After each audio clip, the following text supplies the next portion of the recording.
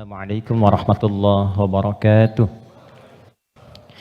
Alhamdulillahi wa kafa wassalatu wassalamu ala Rasulillahil Mustafa wa ala alihi wa sahbihi wa man wafa wa ba'd. Keluargaku, teman-teman di musyawarah yang saya senantiasa berdoa semoga seluruhnya tanpa kecuali dirahmati, dimuliakan dan diridhai oleh Allah Subhanahu wa taala. Dan tentunya doa ini tidak akan menjadi maksimal dapat dirasakan kecuali diiringi dengan ikhtiar juga dari teman-teman untuk mewujudkan itu. Ketika seorang ibu memohon kepada Allah, ya Allah jadikan anakku anak yang saleh, tapi anaknya tidak merespon itu untuk menunjukkan dan berikhtiar mendapat kesolehan, tentu tidak mudah doa-doa itu sampai meresap ke dalam jiwa. Karena itu sekali lagi mudah-mudahan apa yang seringkali kami mohonkan kepada Allah Subhanahu wa taala ada kekuatan dan keyakinan dari teman-teman juga untuk menjemputnya sehingga menjadikan kehidupan dan ranah yang kita pijak dalam pekerjaan profesi apapun menjadi bernilai dan membahagiakan baik di dunia ataupun di akhirat. Baiklah, hari ini kita belajar sesuatu yang sangat penting sekali. Dan ini bila mampu kita olah dengan baik akan menghadirkan puncak kebahagiaan tertinggi. Dan seringkali masalah yang dirasakan oleh setiap orang sumbernya atau puncaknya dari titik ini. Kita akan belajar tentang nafsu. Nafsu. Sering dengar ya? Nafsu, tapi barangkali kita akan olah itu dari pendekatan Al-Quran. Bagaimana nafsu itu diterangkan, seperti apa mengelolanya, dan bagaimana cara mengimplementasikan dalam kehidupannya. Kita bagi dalam 2 sesi, barangkali nanti kita akan ada pemaparan dan kita diskusi untuk mendalami apa yang mungkin kita bisa diskusikan. Bismillahirrahmanirrahim. Kita mulai teman-teman sekalian dari Quran surah ke-91. Nanti silahkan dicek ya. Quran surah 91 itu Asy-Syams. Asy-Syams.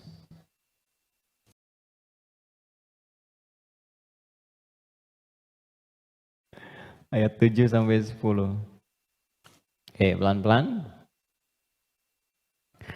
Wa nafsin wa ma sawwaha fa'alhamaha fujuraha wa taqwaha.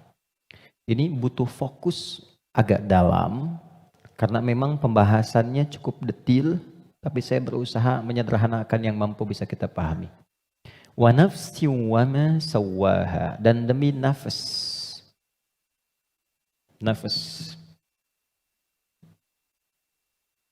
diterjemahkan dengan jiwa. Wa ma sawwaha, yang telah dengan keagunganku aku sempurnakan penciptaan dan fungsinya. Fa'alhamaha fujuraha wa taqwaha. Maka demi menyempurnakan fungsi nafas ini, ditanamkanlah 2 potensi. Dan ini yang akan mengendalikan semua perilaku kita dari ujung kepala sampai ujung kaki. Kuncinya ada di sini. Apakah pandangan ini akan baik atau mengarah kepada yang kurang elok? Perintahnya ada di sini. Baik, demikian seterusnya. Fa'alhamaha fujuraha, ini fujur, wa taqwaha, ini taqwa. Qad aflaha man zakkaha. Setiap orang yang mampu menjadikan kendali hidupnya bersumber dari potensi takwanya, maka seluruh perilaku hidupnya dari ujung kepala sampai ujung kaki akan mengantarkan ia pada kesuksesan dan kebahagiaan dari semua aspek kegiatan yang ia lakukan dalam hidup. Ini jaminan dari Allah. Jadi apapun yang Anda lakukan, Anda kerjakan, pekerjaan apapun yang sekarang sedang diikhtiarkan, itu akan cenderung terdorong mendekat kepada kebahagiaan dan kesuksesan jika patokan dalam mengendalikan itu semua bermuara dari sini. Wa qad khaba man dassaha, tapi bila yang digunakan sebagai acuannya adalah yang fujur, maka ini akan cenderung mengantarkan pada nestapa kehidupan. Tingkat yang paling rendah, khaba itu tingkat yang paling rendah. Mendapatkan celaan, hinaan, cacian, macam-macam, bahkan sebelum berpulang. Ya, yang tidak paling menyenangkan itu hidupnya dicela, wafat dicaci, pulang ke akhirat disiksa. Dan itu yang tidak paling mengenakan dalam kehidupan. Nah, sekarang dari satu surah ini, dari ayat 7 sampai 10, kita ingin dalami lebih kuat, dan pendalaman ini menuntut kita untuk lebih fokus karena ini kaitan dengan diri kita sendiri. Apa itu nafas? Itu dulu. Nafas itu apa? Jiwa itu apa?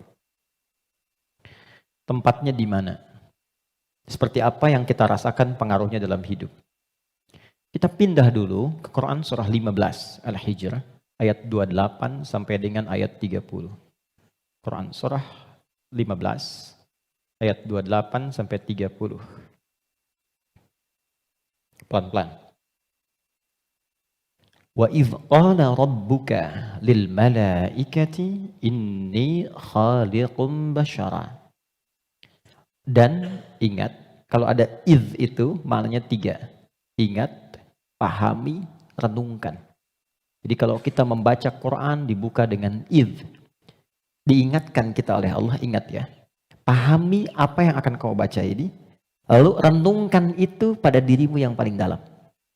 Wa idh qala rabbuka lil malaikati, pahami, ingat, renungkan. Ketika Allah berfirman pada malaikat, inni khaliqun basyara, aku akan mencipta makhluk baru yang bukan malaikat, yang bukan jin. Jadi sebelum Allah mencipta kita manusia disebut dengan basyar di sini, maka sudah ada malaikat dan jin terlebih dahulu. Urutannya, malaikat dulu diciptakan dari cahaya, nur. Lalu jin diciptakan dari api, nar. Ya, baru kemudian kita manusia, basyar. Karena itu ayat manusia 28, ayat tentang jinnya 27-nya. Jadi kalau Anda lihat ayat 27 di Quran surah 15, wal janna khalaqnahu ya min qablu min naris samum. Sebelum manusia ada jin dulu urutannya diciptakan. Nanti jin ini sebagiannya ada yang tinggal nanti dengan malaikat di alam langit, tapi di alam tersendiri dari 7 lapis itu tidak sampai ke bagian atas. Nanti ada yang tinggal berkehidupan di dunia, yang kelak fungsinya akan digantikan oleh manusia menjadi khalifah di bumi. Nah, yang tinggal di alam langit ini, itu yang dulu disebut dengan Azazil namanya. Jin yang sangat taat, rajin ibadah, sampai diagungkan itu Azza. Oleh malaikat disebut nih hebat nih, ibadahnya banyak, maka disebut dengan Azazil.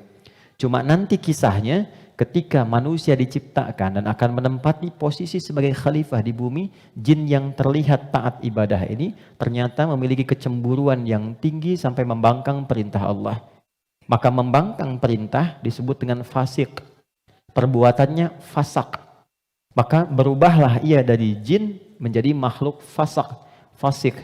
Ya, tertutup kebaikannya dengan keburukannya.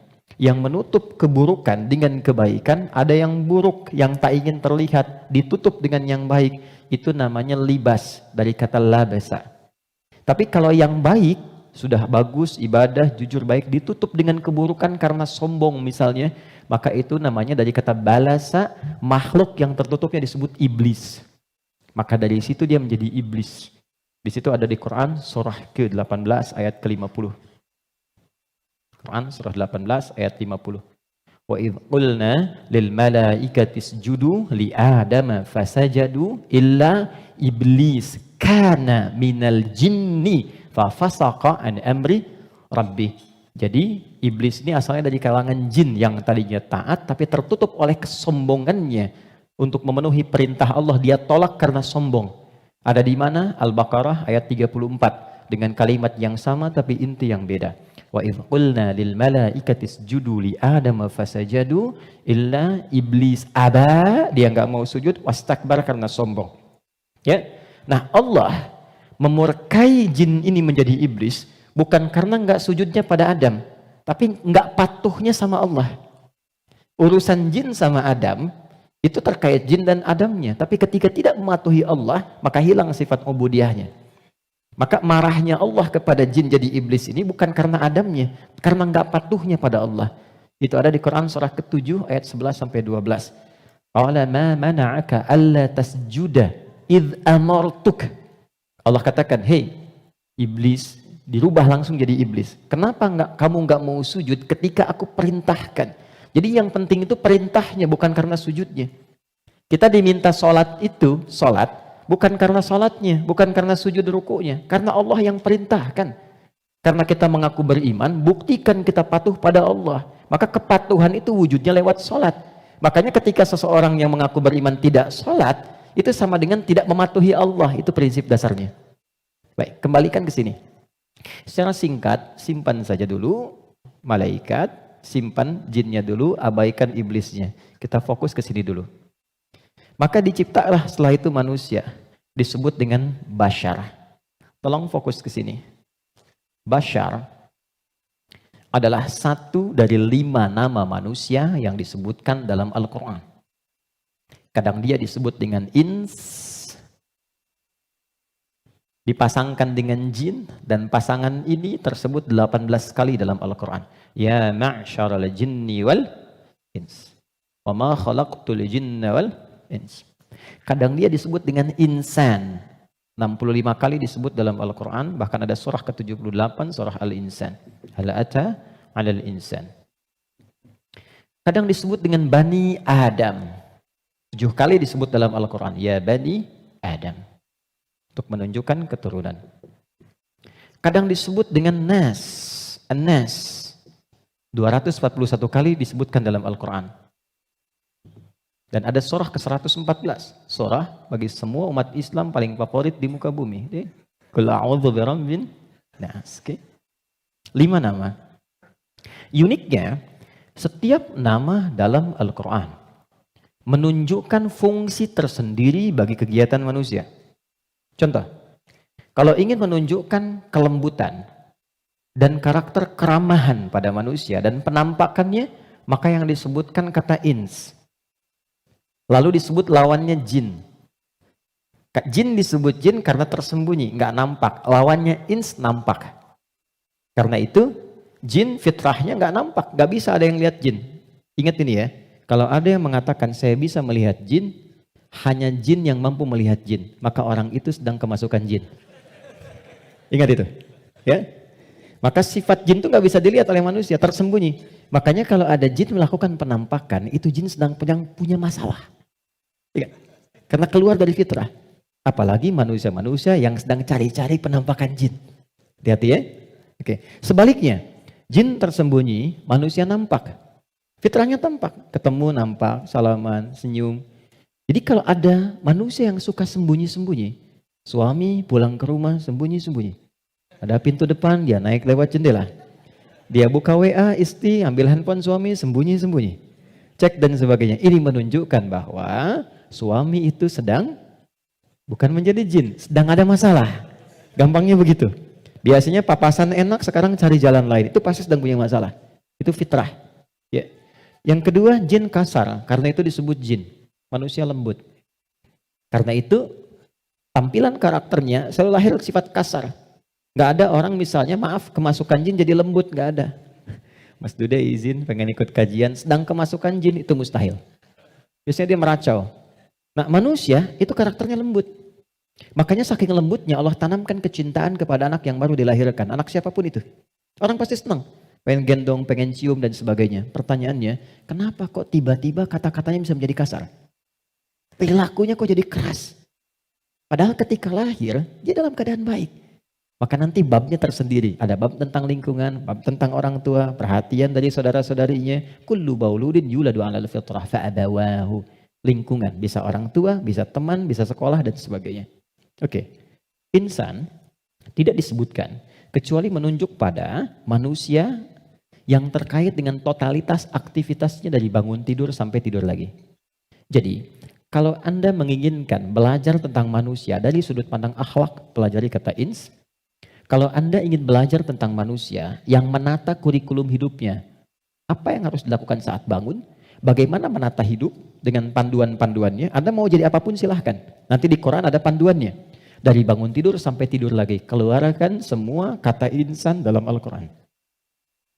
3. Kalau kita ingin melihat genealogi kita dan perjalanan sejarah kehidupan bapak moyang kita dari Nabi Adam sampai ke Rasulullah SAW yang jadi petunjuk untuk kita, maka temukan di kalimat Bani Adam. Jika Anda ingin belajar tentang bagaimana membangun hubungan yang baik secara sosial dengan teman, dengan lingkungan, dengan tetangga dan sebagainya, maka keluarkan semua kata nas dalam Al-Quran. Tapi kalau Anda ingin belajar tentang menata nafsu yang ada dalam jiwa setiap manusia, maka keluarkan kata bashar dalam Al-Quran. Disebutkan sebanyak 35 kali dalam bentuk tunggal dan sekali dalam bentuk dual. Nah, ketika Allah menyampaikan pertama kali penciptaan manusia, yang disebutkan kalimatnya bashar. Wa idh qala rabbuka lil malaikati inni khaliqum bashara. Bukan ins, bukan insan, bukan bani Adam, bukan annas, bashar. Apa tahapan penciptaannya? Ini intinya. Wa idh qala rabbuka lil malaikati inni khaliqum bashara min salsalin min hama'in masnun. Fa idza sawaituhu. 1. Membentuk manusia, mencipta manusia ada 2 tahapan kata Allah. Pertama fisiknya dulu. Maaf, ini secara teori dulu ya. Baik. Fisiknya dulu. Jadi yang dibentuk berproses, fisik nanti berlangsung selama 4 bulan dalam kandungan. Alhamdulillah. Ini detailnya ditemukan. Misal di Quran surah ke-22 Al-Hajj di ayat yang kelima, atau di Quran surah ke-23 Al-Mu'minun dari ayat ke misalnya 11 sampai dengan 15. Hadisnya di Al-Arba'in An-Nawawiyah nomor hadis yang keempat. Contoh, saya cepat bacakan. Inna ahadakum yujma'u fi batni ummihi arba'ina yawman nutfah. Setiap anak cucu Adam sebelum terlahir dari rahim ibundanya akan mengalami proses selama 40 hari pertama pertemuan spermatozoa dengan ovum, proses. Thumma yakunu mithla dzalika 'alaqah. 40 hari yang kedua membentuk zigot yang mulai menempel di dinding rahim, mulai berproses. Thumma yakunu mithla dzalika mudghah. 40 hari ketiga berbentuk mulai ada daging keratan, mudghah. Sekarang di kurikulum kedokteran di fase modul awal, namanya modul tumbang, tumbuh kembang, itu sama, diksinya sama, menggunakan kata mudghah. Pernah ada anak dari UIN kedokteran datang ke saya, Ustaz saya minta belajar. Saya bilang, Anda dari mana? Kedokteran. Berikan dulu semua modul Anda ke saya untuk saya pelajari dan saya belajar dari Anda, baru kemudian Anda boleh belajar dari saya. Maka saya temukan di antara modulnya ada kata mudghah di dalamnya. Baik, itu usia 4 bulan, 40 hari ketiga. 40 kali 3, 120 hari, 4 bulan. Thumma yursalu ilahil malak fayanfukhu fihi ruh. Ini poinnya. Di usia 4 bulan ini barulah diperintahkan oleh Allah ditiupkan roh.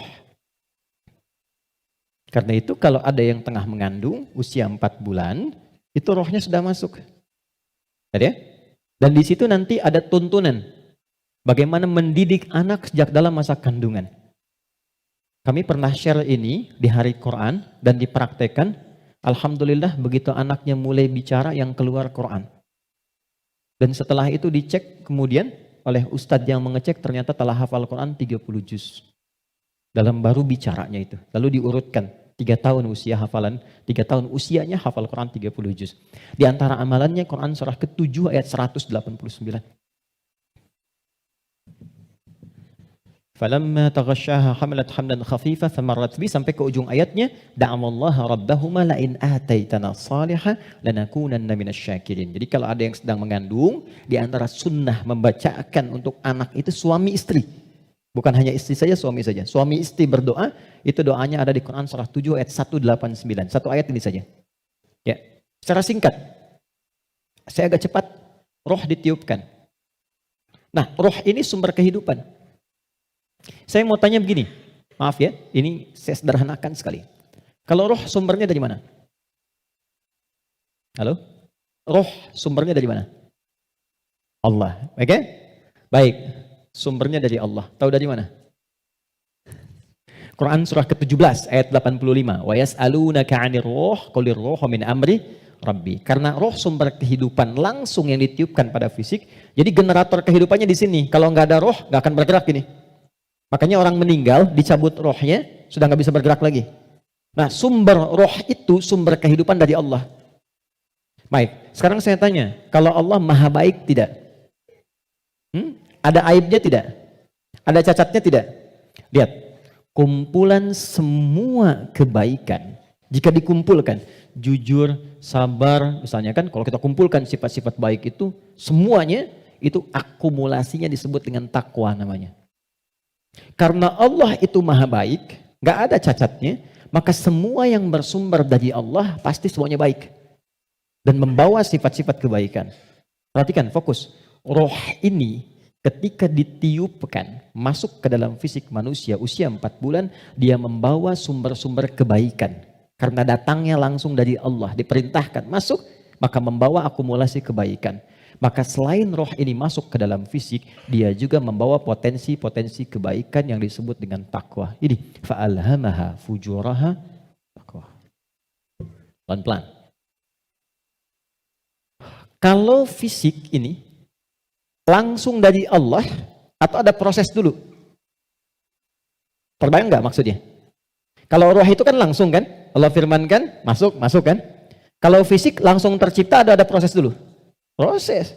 Tadi kan sampai 4 bulan demikian. Sebelumnya ada proses dan sebagainya. Proses kan? Karena proses didahului dengan ikhtiar, maka tidak sama sifatnya dengan takwa. Dia membawa sifat bawaan disebut dengan fujur.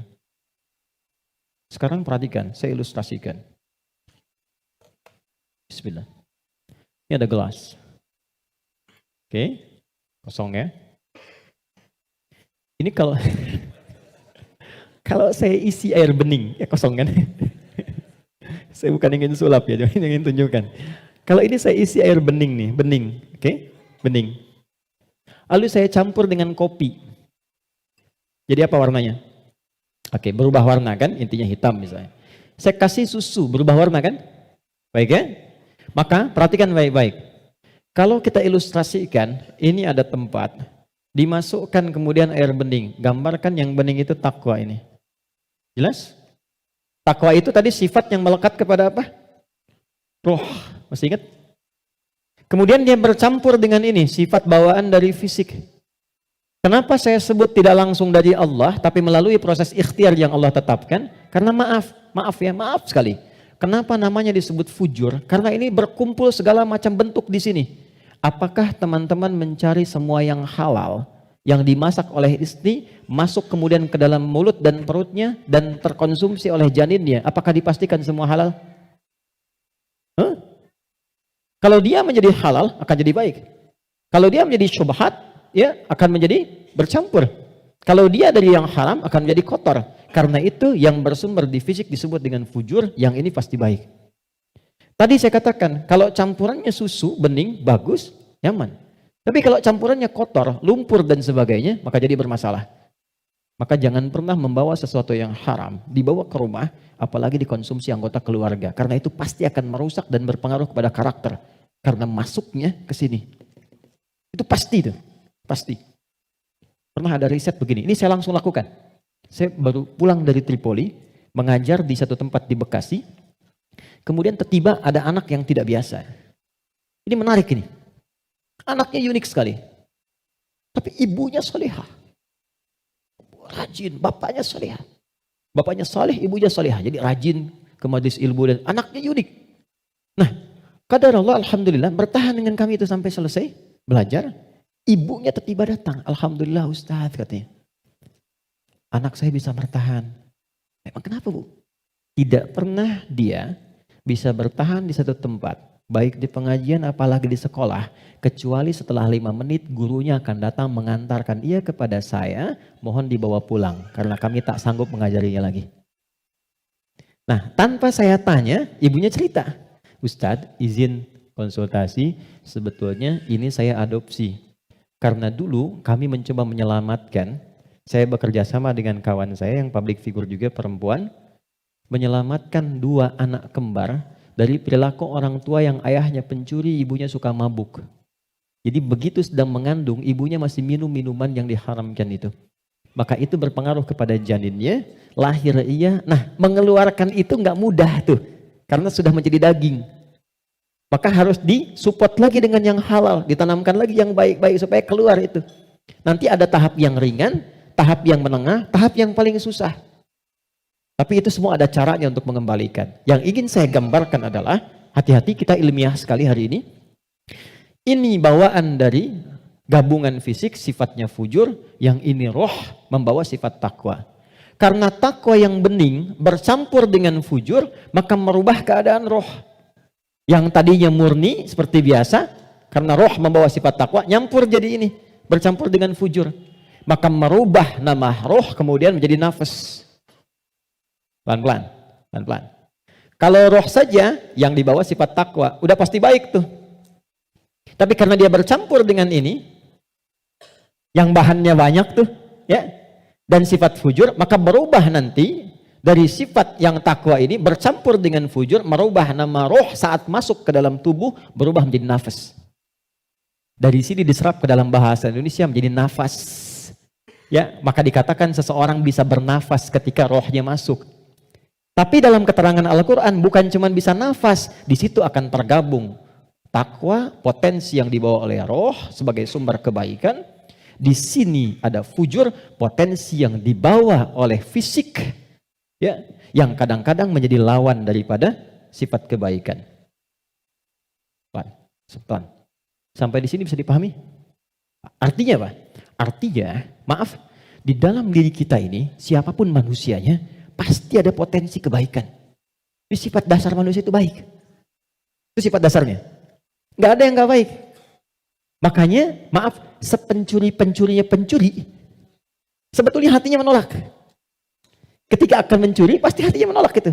Itu salah. Karena itu pencuri nggak mau dicuri.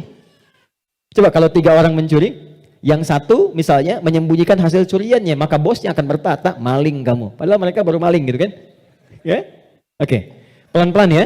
Jadi singkatnya, di dalam diri kita terkumpul semua potensi kebaikan yang dibawa oleh roh. Dan saat yang bersamaan, ada potensi yang dibawa oleh fujur dari fisik. Ada di sini, ini lawannya. Nah, yang menarik begini, ini potensi takwa ini, akumulasi semua kebaikan, kita sebut dengan sumber positif, gini. Yang ini, didesain oleh Allah sebagai lawannya, kita sebut kutub negatif, begini, fujur. Pelan-pelan ya. Dan ini sudah menjadi hikmah kehidupan. Apapun yang bisa bergerak akan selalu ditemukan positif dan negatif. Anda beli robot-robotan pakai baterai, pasti ada kutub positif dan negatif kan? Ya kan? Proton dan neutron. Dalam proton nanti ada neuron dan macam-macam, ada partikel, ada atom dan sebagainya. Jelas ya? Ini semua hukumnya sudah begitu. Ini hukum kehidupan. Tapi kaitan dengan diri kita, ini yang harus kita sadari. Saya turunkan ke sini untuk lebih mudah. Nafas. Di sini ada takwa. Semua kumpulan sifat baik, jujur, rendah hati, kemudian sabar, dan seterusnya. Saat yang bersamaan, di sini ada lawannya, sifat fujur. Jadi kalau teman-teman di sini menemukan jujur, di sifat fujur itu ada dusta. Kalau di sini ada rendah hati, di sini ada sombong. Kalau di sini ada sabar, di sini ada sifat amarah yang berlebihan, pemarah. Nah, kita mesti menyadari setiap manusia itu punya potensi jujur, tapi saat yang bersamaan punya potensi dusta. Dia punya potensi rendah hati, tapi saat yang bersamaan dia bisa sombong. Nah, yang paling menarik adalah bagaimana kita bisa mengendalikan ini sehingga yang keluarnya selalu yang baik. Dan yang ini bisa kita tutup, bisa kita tekan sehingga tidak muncul ke permukaan. Nah, inilah inti pembahasan kita yang akan kita turunkan. Saya ingin fokuskan betul pada apa yang akan saya terangkan saat ini. Jadi yang barusan muqaddimah ya. Sekarang kita mulai ke intinya. Saya ingin berikan penjelasan dari akarnya dulu supaya kita paham tentang diri kita. Jelas sampai di sini? Halo? Jelas ya? Oke. Yuk kita lihat. Kembali ke Quran surah Asy-Syams ayat 7 sampai 10. Wa nafsin wa ma sawaha, dan demi jiwa nafas yang telah aku sempurnakan, kata Allah penciptaannya. Fa'alhamaha fujuraha wa taqwaha. Maka diilhamkan pada nafas ini ada 2 yang seakan berlawanan, yaitu fujur dengan bawaan ini dan takwa sifat baik. Sekarang lihat rumusnya. Qad aflaha man zakkaha. Qad. Saya berikan gramatikal bahasa Arabnya dulu. Qad harfut tahqiqin wa taukidin. Huruf tahqiq yang menjamin sesuatu. Taukid yang menegaskan satu hukum. Cara menerjemahkannya, qad aflaha, aku jamin, kata Allah. Dan aku tegaskan. Orang yang mampu menata zakat, menata nafasnya dengan baik, maka hidupnya akan cenderung sukses dan bahagia. Apapun pekerjaannya. Baik, kalau Anda buka terjemahan, zakat itu diterjemahkan dengan menyucikannya. Qad aflaha man zakkaha. Ini kuncinya. Jadi kalau kita ingin menata qalbu, menata nafas, maka caranya dengan zakat. Zakah menyuci. Saya tanya ke akhwat ya, teman-teman. Kalau menyuci itu membuang bajunya atau kotorannya? Oke. Saya tanya ke teman-temannya ikhwan yang pria. Sekali lagi saya pastikan. Menyuci itu membuang bendanya atau menghilangkan kotorannya? Kotorannya. Baik. Sekarang saya tanya pada semuanya. Kalau tidak kotor, mungkin nggak dicuci? Huh? Halo? Kalau tidak kotor, mungkin nggak dicuci? Baik, baik. Sekali lagi, yang ketiga, yang terakhir. Jadi adanya kotor itu untuk menunjukkan yang bersih atau untuk mengotori pakaiannya? Ayo, bingung sekalian nggak apa-apa. Manfaat kotor itu, kotor, untuk menunjukkan yang bersih atau untuk mengotori pakaiannya? Bukan, yang mengotori itu andanya, gitu kan? Kotor itu diciptakan untuk mendapatkan bersihnya. Sebab kalau nggak ada kotor, nggak akan ketahuan bersihnya. Anda nggak mungkin nyuci kalau nggak ada kotoran, nggak ada kerjaan. Tapi supaya ketahuan itu bersih, ditampakkan yang kotornya. Kan harus ada pembanding. Dari mana taunya orang itu baik? Kalau ada yang buruknya, bisa dibandingkan. Tahu dari mana dia jujur? Kalau ada bohongnya. Tahu dari mana bersih? Kalau ada kotornya. Maksud saya, kotoran itu diciptakan bukan ingin mengotori pakaiannya, tapi ingin menghasilkan kebersihan di balik kotoran itu. Karena itu menyuci, itu membersihkan kotoran, bukan membuang bendanya. Tarik logika itu ke sini. Qad aflaha man zakkaha. Allah menciptakan sifat fujur, bukan ingin menjadikan manusia itu terjebak dalam keburukan. Jadi jangan bertanya begini, kenapa Allah ciptakan sifat dusta? Kan saya nggak akan berdusta kalau begitu. Kenapa Allah ciptakan sifat sombong? Kan saya nggak akan sombong kalau begitu. Bukan, kata Allah, pada asalnya diciptakannya fujur dengan semua sifat ini adalah untuk menjadi katalis dalam bahasa kimia itu. Supaya dia bisa menstimulus supaya baiknya keluar. Sebab kalau nggak ada ini nggak akan muncul. Contoh, bisa nggak ada sabar kalau nggak ada marah? Antum pulang ke rumah, ketemu istri. Tiba-tiba nyampe rumah, istri bilang, "Pak, sabar ya Pak, sabar," gitu. Padahal nggak ada hujan, nggak ada angin, nggak ada apa-apa. Kira-kira respon antum gimana? Sayang, kamu sehat? Kan? Nggak mungkin kan? Ada amarah, pim. Mau marah nih, sabar aja, sabar, nggak usah dibalas. Nah, kapan ada sabar kalau ada pemicunya? Kapan ditemukan jujur? Ketika ada dusta. Jadi dusta itu diciptakan bukan ingin menjadikan Anda sebagai pendusta, tapi sebagai katalis supaya jujurnya muncul. Sabar diciptakan dan marah diciptakan untuk supaya yang baiknya muncul. Sebab kalau nggak ada marah, sabarnya nggak akan naik. Paham nggak sampai di sini? Nah, cara kita mengolah dibalik kata Quran, qad aflaha man zakkaha. Kalau satu waktu terjadi muncul dorongan yang mendorong dari sini, fujur ke nafas. Cara kerjanya begini, supaya lebih paham. Gak apa-apa, saya menghapus saja. Bismillah. Jam 3 saya dari Bandung, ya Allah. Aku sudah hari Kamis. Saya nerangkan sendiri, ya apa. Kehormatan bagi saya Presiden Musyawarah. Enggak usah ini aja, supaya nggak ada beban. Jazakallah. Gak apa, ini aja. Baik. Kasih banyak. Jazakallah khair. Semoga dapat tambahan rahmat. Amin. Cukup? Ya, dipegang aja nanti kalau ada keperluan lagi. Okay. Gini teman-teman, saya mulai dari sini dulu. Ini agak mahal, tapi butuh fokus. Ini nafas. Nafas itu inti jiwa nih di sini. Kelihatan ya? Intinya di sini. Di dalam inti ini ada lagi turunan tadi. Saya kebawahkan dulu di takwa, semua sifat baik. Yang ini fujur. Ini lawannya. Nafas itu adanya di dalam kolbu. Kolbu begini. Yang sering terjemahkan dengan hati. Adanya di sini, kolbu. Kolbu adanya di sodrun. Nih, ini. Masih ingat teman-teman kalau sholat kan, Allahu Akbar tangannya di sini kan? Ini posisi tangan ini sodrun. Di dalam sodrun ada kolbu. Nih, ini ada sodrun. Semua apa yang kita lakukan, sumbernya dari sini. Misal, kita mau bicara nih, kalau yang keluar baik, itu ini yang perintahkan dari sini.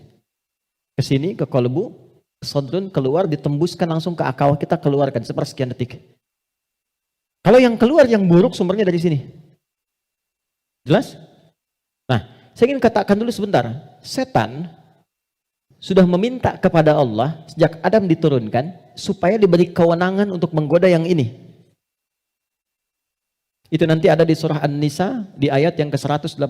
Dari ayat 116 sampai 118. La'anahullah wa qala la'attakhidanna min ibadika nasiban mafruḍa. Ketika dia dilaknat oleh Allah, dia berkata, ya Allah izinkan aku menggoda satu bagian dari manusia. Maksudnya yang ini. Di sini sumber keburukan nih. Dalam bahasa Arab, buruk itu disebut dengan su namanya. Su, gini. Pelan-pelan. Nah, setan menggoda, memprovokasi dengan halus. Memprovokasi dengan halus itu bahasa Arabnya was-was. Was-wasa yuwaswisu. Halus sekali. Dia masuk lewat sini. Sodrun. Jamaknya sudur. Jamak dari sodrun sudur. Karena manusianya banyak. Di Quran surah ke-114. Alladzi yuwaswisu fi sudurin nas. Dia menggoda ke sini, ke kolbu, ke sini. Alih-alih bicara yang baik, dia katakan keluarkan yang kasar. Tak sadar keluar. Begitu keluar bentuknya dalam bentuk perbuatan, maka keluar namanya su, kata-kata yang kotor. Kata-kata su. Karena ini melewati nafas, nih, kan dari nafas nih. Tidak dilihat fujurnya, yang dilihat nafasnya. Oh, ternyata nafasnya itu memerintahkan kepada su. Nafas ketemu su, disebutlah nafsu. Oh, ya, ini asalnya nafsu. Ini asal kalimat nafsu. Dari mana ini ditemukan? Quran surah ke-12 ayat 53. Paling kiri sebelah atas di mushaf. Quran surah 12 Yusuf ayat 53. Wa ma ubarni'u nafsi innan nafsa nafas la amaratum bisu. Nafas ketemu su jadilah nafsu. Jelas? Nah, asalnya nafas ini netral. Di dalamnya ada takwa, ada fujur. Yang ini, yang kelihatan jelek, sebetulnya asalnya katalis untuk yang ini. Bukan ingin menjadikan kita berbuat buruk, tapi lebih menjadikan yang fujur ini mendorong supaya yang sifat baik itu muncul ke permukaan. Pertanyaannya caranya bagaimana? Kata Quran, qad aflaha man zakkaha. Zakka, sifatnya disebut tazkiyah. Cara paling gampang memahaminya adalah ketika muncul dorongan yang kurang bagus, cari cepat lawannya yang baik, yang ini. Karena ini diciptakan untuk memunculkan yang takwa. Jadi ketika Anda menemukan ada yang dusta, bukan mengajak Anda berdusta, tapi supaya Anda memunculkan kejujuran dalam diri Anda. Ketika ada seseorang misalnya datang dengan kesombongan, maka itu adalah pelajaran bagi kita supaya jangan ikut sombong. Yang dimunculkan sifat rendah hatinya. Dicari lawan terbaliknya. Itu poinnya. Prakteknya bagaimana? Contoh. Apa lawan cemberut? Lawan cemberut apa? Senyum. Jadi kalau istri cemberut, harusnya antum senyum. Cemberut dititipkan kepada istri bukan membuat antum supaya marah atau mengintegrasi, tapi supaya antum senyum. Antum pulang ke rumah, lihat istri sedang cemberut. Oh, cemberut. Lawannya apa? Senyum. Sayang. Kok cemberut? Kayaknya kenal. Sling, ada hadiah iPhone 14 Pro Max misal kan? Contoh. Dalam hidup itu simpel sebetulnya, cari lawannya. Sedih lawannya apa? Senang. Ketika ada seseorang sedih, cari apa yang bisa membuat dia senang. Ya, ketika seseorang misalnya sedang gelisah, cari ketenangan. Ketika ada seorang berbuat sombong, antum datang dengan kerendahan supaya mengajarkan dia kembali kepada sifat rendah hati ya. Kalau semua orang bisa melakukan semua ini, walaupun tidak mudah mengerjakannya, maka kata Allah hidupnya akan cenderung bahagia. Itu asalnya.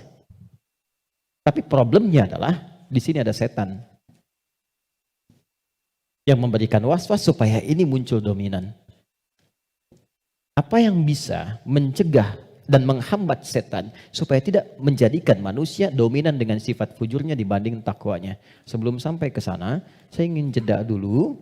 Saya ingin simpulkan dulu konsep dasarnya. Jika kita ingin menata nafas dengan baik sehingga tidak didominasi oleh nafsu sifat-sifat yang kurang bagus, maka setiap mendapati kekurangan-kekurangan atau hal yang kurang positif dari siapapun lawan kehidupan kita, maka cepat munculkan lawan baiknya.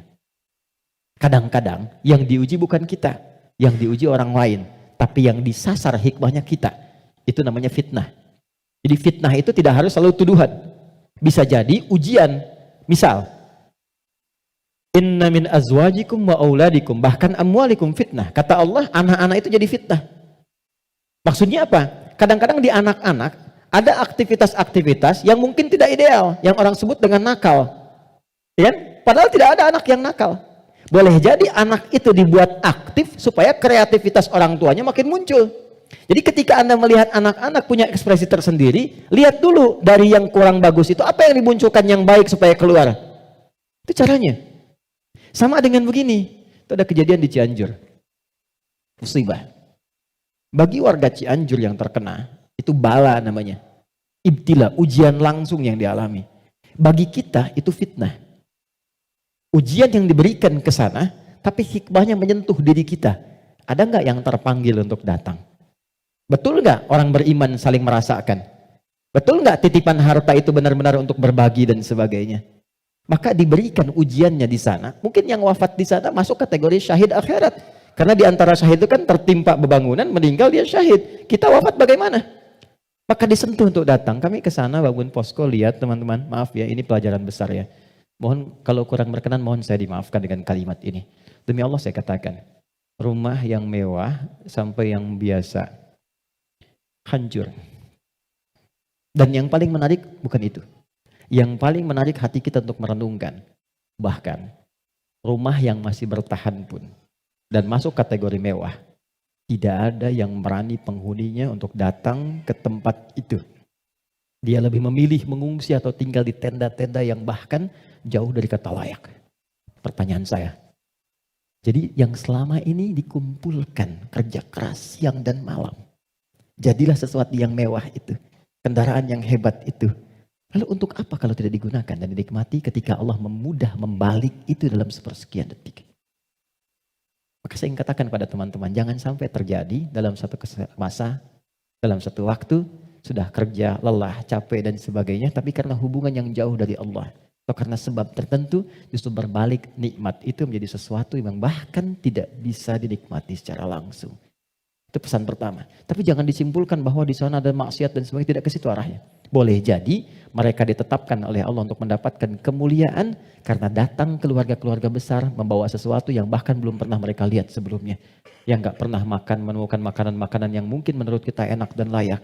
Yang merasakan perhatian, merasakan bantuan-bantuan, kenal saudaranya. Yang gak ada masjid dibangunkan masjid lagi. Yang wafatnya syahid, kita siapa? Dan bagaimana cara kita kembali kepada Allah Subhanahu wa Ta'ala? Nah, itu fitnah. Ujiannya di sana yang merespon kita di sini. Terkadang adanya pada tetangga kita. Tetangga yang sakit dibuat sakit bukan karena ingin menjadikan dia sakit. Boleh jadi Allah ingin menguji Anda sebagai tetangganya, sikapnya bagaimana. Itu cara melihatnya. Tetangga Anda ada kekurangan, mudah bagi Allah menjadikan dia kaya. Tapi Allah titipkan kepada Anda tetangganya supaya Anda merespon harta yang Allah titipkan itu untuk berbagi. Contoh lain, Anda sudah ke masjid. Anda punya tetangga, belum mau ke masjid. Dijadikan ia menjadi tetangga Anda, bukan untuk Anda caci, atau Anda katakan, tuh saya punya tetangga, gak pernah ke masjid. Bukan. Boleh jadi Anda ditempatkan di situ, sehingga mendapat bagian dari dakwah untuk mendoakan dia supaya ke masjid. Ada orang bertanya, saya tanya begini, satu jamaah, apa hukumnya ada tetangga masjid, tinggal di samping masjid, 5 meter jaraknya dari masjid, bahkan toa masjid menghadap ke rumahnya begini. Tapi dia belum mau ke masjid. Oh, jawabannya beragam. Dosa Ustadz, haram Ustadz. Ada yang bilang, bakar rumahnya. Hukumnya, ajak dia ke masjid. Hukumnya, ajak dia ke masjid. Ini sederhana. Tipis bahasannya, tapi kalau kita praktekkan dalam kehidupan di rumah tangga, suami dengan istri, dengan anak, anak dengan ayah, dengan ibu, ini dibawa, kita datang ke ibu sedang cemberut, buat beliau tersenyum. Lihat pasangan sedang gelisah, buat dia lebih tenang. Lihat anak sedang menangis, buat dia tertawa. Nabi SAW kedatangan seseorang menyampaikan, ya Rasulullah, si fulan berjuang fi sabilillah, ikut ke medan perang, tapi ibunya menangis. Dipanggil oleh Nabi, anak itu katakan, irja. Pulang kamu, bikin ibumu tertawa seperti engkau membuatnya telah menangis. Ini konsepnya. Sederhana, tapi kalau kita bisa mengendalikan itu dalam kehidupan, maka kebahagiaan akan nampak di depan mata. Setidaknya itu kata Al-Quran. Oke, saya berhenti sejenak, kita dialog dulu. Nanti setelah itu saya akan sempurnakan tentang provokasi setan dan bagaimana mencegahnya. Ada yang mau ditanyakan? Saya perkenankan. Halo, kenapa menjadi diam begini? Ada yang mau bertanya? Atau saya teruskan dulu? Setelah itu baru kita bebas berdiskusi? Baik ya? Baik. Tidak mudah untuk dilakukan, sikap seperti itu, mudah disampaikan tapi tidak mudah dikatakan. Sama Ustadz juga begitu. Sama saja, godaannya sama, mau Ustadz mau bukan sama. Makanya jarang ada Ustadz ceramah bawa istrinya. Baik. Ini live gak ya? Oke, aman ya. Baik, saya kembalikan di sini. Kenapa? Karena sama, ada setannya. Ini poinnya. Ada setannya. Ini yang sudah berjanji kepada Allah, berkomitmen maksudnya. Pokoknya selama manusia hidup, siapapun itu dan apapun statusnya, dia pasti memberikan waswas, menggoda lewat sini supaya ini ditekan. Ya, supaya takwanya ditekan, yang naik yang ini, yang buruk-buruknya. Maka bagaimana cara mencegah godaan-godaan setan itu sehingga kita manusia tidak terbawa dalam nuansa provokasi setan, sehingga bertransformasi dari pribadi yang lembut ini berubah menjadi pribadi yang kasar, yang kotor tindakannya dan sebagainya. Maka yang pertama kata Al-Quran, teruskan ayatnya, waqad khaba man dassaha. Ingat ya, kalau sifat fujur itu diperturutkan, diikuti, dusta diikuti, sombong diikuti, jadi perilaku, jadi sombong, belum apa-apa, sudah mulai pamer, sudah macam-macam dan sebagainya. Perhatikan, khab, pikirkan dulu kata Allah kalau mau sombong, pikirkan kalau ingin dusta, pikirkan kalau ingin berbuat hal-hal yang buruk. Khab, muaranya, ujungnya pasti kehinaan.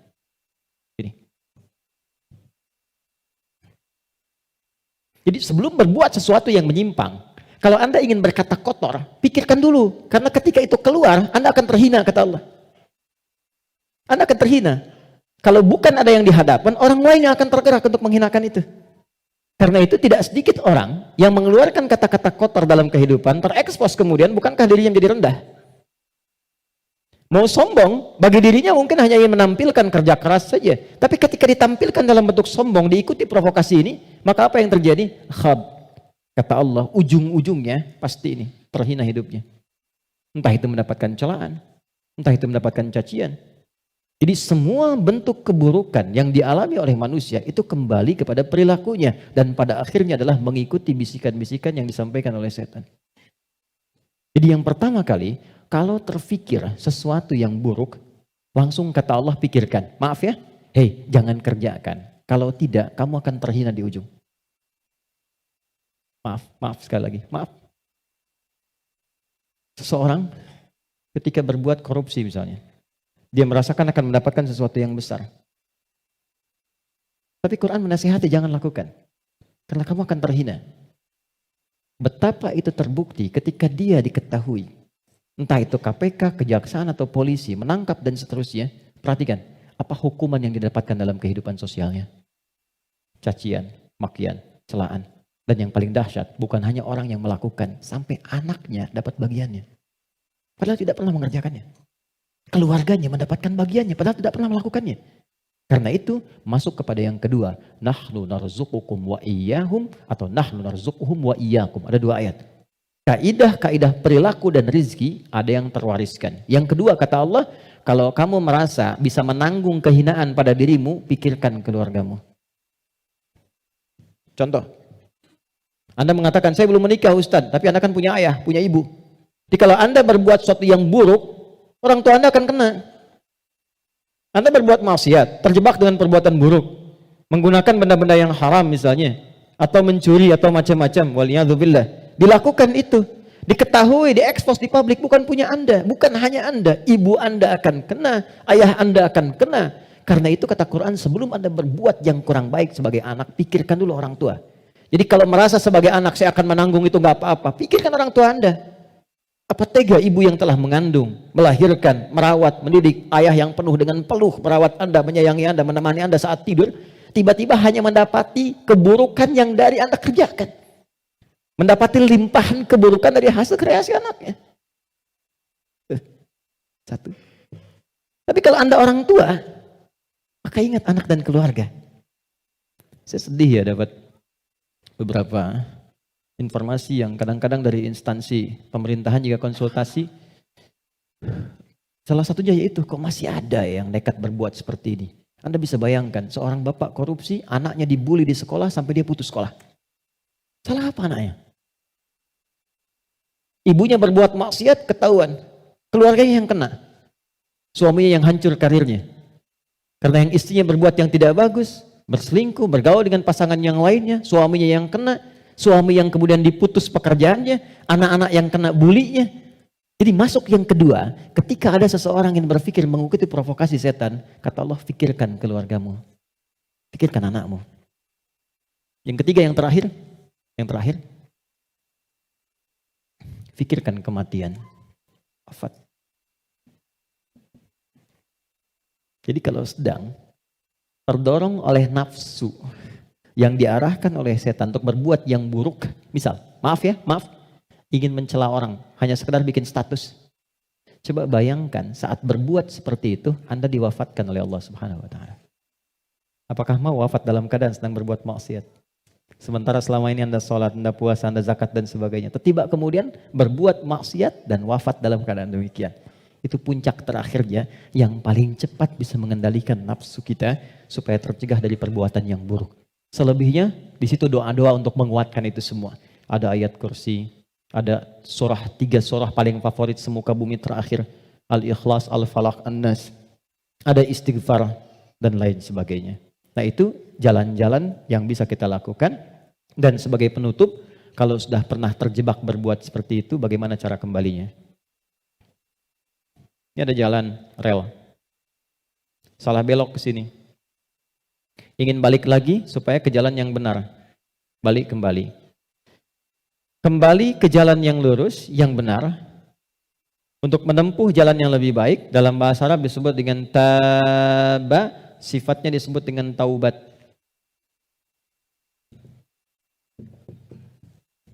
Maka muncullah ayat taubat. Quran surah keempat ayat 17. Quran surah keempat ayat 17. Saya berhenti dan berakhir di sini. Ada? Innamat taubatu 'ala Allahi lilladzina ya'maluna as-su'a bijahalatin thumma yatubuna min qarib. Masih ingat teman-teman? Kalau perbuatan dari nafsu jadi wujud perbuatan, maka disebut apa namanya? Perbuatannya disebut apa? Masih ingat gak? Kalau lupa suka gak ingat tuh. Masih ingat kan? Kan? Oke. Sekarang di ayat itu, innamat taubatu 'ala Allahi lilladzina ya'maluna as-su'. Kata Allah, kalau ada yang pernah terjebak berbuat buruk dalam hidup, kata-katanya keluar kotor, tindakannya nggak bagus, hartanya didapatkan dari jalan yang tidak baik misalnya, terus dia ingin merubah itu, dia merasa saya diprovokasi oleh setan, terjebak oleh nafsu, pengen berubah, pengen menghilangkan itu semua, maka apa yang harus dilakukan? Tsumma yatubuna min qarib. Ini yang indah nih. Bab ini yang paling penting. Mohon fokus baik-baik. Ini yang paling penting dan ini yang paling dahsyat yang bisa kita dapati saat ini. Tsumma yatubuna min qarib. Ini kalimatnya. Gak perlu dihapus dulu, biarkan dulu saja. Nih, teman-teman gini. Kemudian saat dia sadar itu salah, dia bergegas ingin segera memperbaiki. Kalimat ini menjadi mahal karena ada informasi di dalamnya dan ini rahasia. Mohon dijadikan antara kita saja di hari ini ya. Perhatikan kalimatnya. Ternyata, maaf, seburuk-buruknya perbuatan yang pernah dikerjakan oleh manusia, rahmat Allah menjadikan setiap manusia itu selalu mendapat kesempatan cahaya untuk kembali. Karena itu, seburuk apapun perbuatan yang pernah dilakukan, pasti akan ada kilatan di hati kita yang mengingatkan, apa masih mau begini terus? Bisa nggak saya berubah? Pernah nggak merasakan itu? Ya, bisa nggak saya tahajud malam? Bisa nggak saya sholat? Sampai kapan saya mau begini? Nah itu yang mahal. Kadang-kadang datangnya lewat renungan, kadang-kadang datangnya lewat pandangan. Misal Anda pulang dari pekerjaan, kok tiba-tiba Anda lewat ke depan masjid yang banyak orang sedang menunaikan sholat. Tiba-tiba Anda lewat ke pesantren yang anak-anak kecil sudah bawa mushaf, pengen menghafal. Sedang melihat kan? Pertanyaan saya, kok bisa Anda lewat situ, padahal bisa melalui jalan yang lain? Itu kalau bukan sayang Allah, gak mungkin diberikan demikian. Kadang-kadang lewat pendengaran. Kadang-kadang pendengaran dan penglihatan. Pendengaran misal, ta'lim di masjid, Masjid Raya Pondok Indah, atau misalnya MRBJ di sini. Suara keluar, Anda lewat situ. Begitu Anda lewat, terdengar kalimat, bertobatlah kepada Allah sebelum kita semua wafat. Padahal kalimat itu ditujukan pada jamaah yang di dalam, tapi suaranya keluar, Anda yang dengar. Kok bisa Anda dengar itu? Gitu? Kadang-kadang pendengaran dan penglihatan. Anda pengen lihat YouTube, ngecek yang lain, tapi yang keluar pengajian. Yang paling dahsyat jawaban dari pertanyaan Anda selama ini. Nah itu yang dimaksudkan. Kalau Anda mengalami momentum seperti itu, kata Quran cepat ambil. Karena Allah sedang memberikan kasihnya secara langsung tanpa campur tangan siapapun.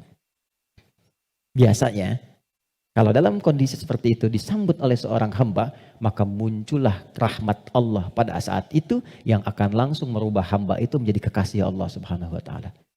Makanya tidak sedikit orang menjadi kekasih Allah. Kekasih itu maksudnya sangat dekat dengan Allah sampai doa pun baru minta udah dijawab. Siapa di antara mereka aulia Allah itu? Rata-rata ada di antara mereka yang tadinya pelaku maksiat. Terus merasakan nikmatnya taubat, meningkat ibadahnya, dan sekatnya seakan-akan menjadi jauh, terpisah, lepas dari dirinya, nyambung ke Allah begitu cepatnya, doanya cepat terjawab, zikirnya terasa dengan nikmat. Itulah aulia Allah. Nah, jadi yang ingin saya katakan adalah, kalau satu kali berbuat salah, terfikir, kemudian ada kilatan di hati kita, di pikiran kita, atau mendengar atau melihat sesuatu, mengarahkan kita untuk bertobat, cepat ambil itu. Cepat ambil. Itu yang dimaksud Quran surah ke-29 di ayat yang terakhir. Walladzina jahadu fina lanahdiyannahum subulana. Setelah itu, sesali perbuatan yang pernah dikerjakan, minta ampun pada Allah. Kalau terkait dengan manusia, minta maaf. Datangi. Dan jangan merasa sungkan. Jangan merasa sungkan. Kenapa berani berbuat salah tapi tidak berani meminta maaf? Datangi, minta maaf. Apapun yang ia lakukan, kata-kata dan sebagainya, tidak akan pernah mengambil hak Anda. Tidak akan mengambil kesempatan Anda, waktu Anda, tapi membebaskan semua sekat yang ada dalam jiwa kita. Tapi kalau orang lain yang salah, maafkan dulu. Memaafkan orang itu akan menghilangkan sekat dalam diri kita, sehingga tidak pernah memikirkan dia lagi. Tapi tidak menyelesaikan persoalan dia dengan Allah. Jadi tetap dia dihisab oleh Allah sebelum dia minta maaf pada kita. Ini nggak ada ruginya. Paham ya? Karena itu, kalau ada kilatan di pikiran kita, mengajak untuk bertobat, cepat respon, sesali perbuatan itu, berjanji tidak mengulangi, dan mengganti dengan perbuatan baik. Apa tandanya taubatnya diterima? Tandanya semua perbuatan yang jelek yang pernah keluar dari lisan, dari mata, dari telinga sampai ujung kakinya, misal, maka berganti menjadi perbuatan baik. Itu tandanya hamba itu diterima taubatnya oleh Allah Subhanahu wa taala. Saya tutup dengan hadis Nabi sallallahu alaihi wasallam. Innallaha idza ahabba 'abdan ibtalah. Allah kalau mencintai seorang hamba maka mengujinya. Kadang-kadang di antara ujian itu Kalau manusia tidak bisa memanagenya, ada yang mengantarkan pada sifat-sifat buruknya. Maka muncullah keterangan yang kedua langsung dari Al-Quran. Innallaha yuhibbut tawwabina wa yuhibbul mutatahhirin. Allah sangat mencintai pelaku maksiat yang mau bertobat dibandingkan dengan orang soleh yang tidak pernah merasa salah. Ingat ya, Allah sangat mencintai pelaku maksiat yang mau bertobat dibandingkan orang soleh yang tidak pernah merasa salah. Silahkan bikin status. Itu dari Al-Quran. Oke ya? Saya kira itu yang bisa saya sampaikan. Kita berdoa kepada Allah Subhanahu wa taala, mudah-mudahan doa kita bisa dikabulkan dan mendapatkan nilai kebaikan sisi Allah Subhanahu wa taala. Allahumma taqabbal minna innaka antas sami'ul alim wa tub 'alaina innaka antat tawwabur rahim. Allahumma arhamna ya arhamar rahimin. Ya Allah, mohon rahmati siapapun yang ada di ruangan ini atau yang mungkin bersambung bersama kami dalam kebaikan. Rabbana la tada' lana fi maqamina hadza wa fi kulli maqamin dhanban illa ghafarta. Ya Allah, mohon jangan biarkan ada satupun di antara kami yang hadir saat ini kecuali Engkau ampuni segala dosa-dosanya. Wala hamman illa farajtah. Jika ada yang merasakan kegelisahan, jangan biarkan ia pulang kecuali Engkau telah tenangkan keadaan hatinya. Wala asiran illa yassartah. Jika ada yang mengalami kesulitan dalam hidupnya, maka mohon ya Allah ringankan dan hilangkan semua kesulitannya. Rabbana atina fid dunya hasanah wa fil akhirati hasanah wa qina adzabannar. Wa sallallahu ala sayyidina Muhammad wa ala alihi wa sahbihi ajma'in wa akhiru da'wana alhamdulillahi rabbil alamin. Assalamualaikum warahmatullahi wabarakatuh.